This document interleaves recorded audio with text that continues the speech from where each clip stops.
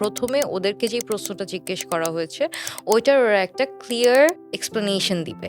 They can ask themselves internally that how it happened, when it happened, how did it make me feel. ওরা জিনিসটাকে আরো clearly define করতে পারে যাতে ওরা কোনোভাবেই আটকে না যায়। আসসালামু আলাইকুম। Welcome to pi learning and শিক্ষা এপিসোড। আজকে আমরা অনেক গুরুত্বপূর্ণ একটা প্রবলেম যেটা স্টুডেন্টসরা প্রায়ই ফেস করে সেটা হচ্ছে স্পিকিং এর সময় গিয়ে প্রবলেমস ফেস করে। সো আজকে আমরা আপনাদের এই প্রশ্নগুলো আনসারস গুলা প্রোভাইড করব। আমার সাথে আছেন মাহি আপু যিনি আমাদের পাইতে সিনিয়র ইন্সট্রাক্টর এবং উনার IELTS এ 8 পাওয়া এবং she is our teacher as well. So আমাদের কাছে যেটা ফার্স্ট কোয়েশ্চেন আসছে সেটা হচ্ছে যে স্টুডেন্টসরা বলতেছে যে স্টুডেন্টসরা স্টার্ট করতে পারে বাট ইভেনচুয়ালি ওটাকে কন্টিনিউ করতে পারে না, স্টাক হয়ে যায়।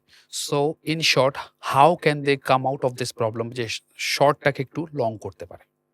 ওকে, the initial step is to WH expansion যেই সিস্টেমটাকে আমরা বলি, ওই সিস্টেমের থ্রুতে প্রগ্রেস করা। প্রথমে ওদেরকে যেই প্রশ্নটা জিজ্ঞেস করা হয়েছে, ওইটার ওরা একটা ক্লিয়ার এক্সপ্লেনেশন দিবে।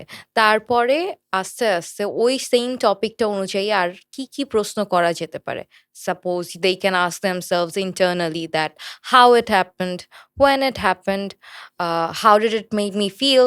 ওই জিনিসটার সাথে রিলেট করে ওরা এই ধরনের কোয়েশ্চেন দিয়ে আস্তে, আস্তে নিজেদের অ্যান্সার গুলো দিয়ে ওরা জিনিসটাকে আরো ক্লিয়ারলি ডিফাইন করতে পারে যাতে ওরা কোনোভাবেই আটকে না যায়।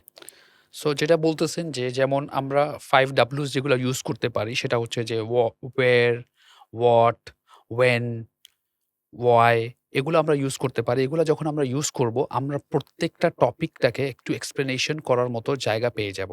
ফর এক্সাম্পল, যদি আমরা একটা ওয়ার্ড ইউজ করি বা একটা টপিক থাকে, what is your favourite food? তখন আমি যদি বলি, my favourite food is biryani. তো এখন এটা বিরিয়ানির সাথে বলতে পারি, হোয়াট এর সাথে আমরা কি চিকেন বিরিয়ানি হতে পারে, বিফ বিরিয়ানি হতে পারে। ওয়াই হতে পারে, ইট মাইট বি বিকজ আমার একটা বিয়েতে গিয়েছিলাম, এখানে অনেক ভালো খেয়েছি, বিরিয়ানি খেয়েছি। And that is how you can actually expand your answers in a bit.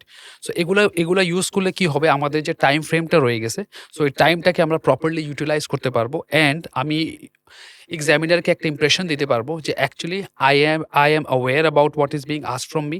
আমি জানি আমাকে কি আনসার করতে হবে। আর আমি একটা কনফিডেন্ট ইংলিশ স্পিকারের মতো আমি একটা ইমপ্রেশন দিয়ে দিতে পারবো। সো আজকের মতো এখানেই আমাদের এই এপিসোডটা শেষ হচ্ছে। যদি আপনাদের আরো কোনো প্রশ্ন থাকে অবশ্যই আমাদেরকে কনট্যাক্ট করবেন।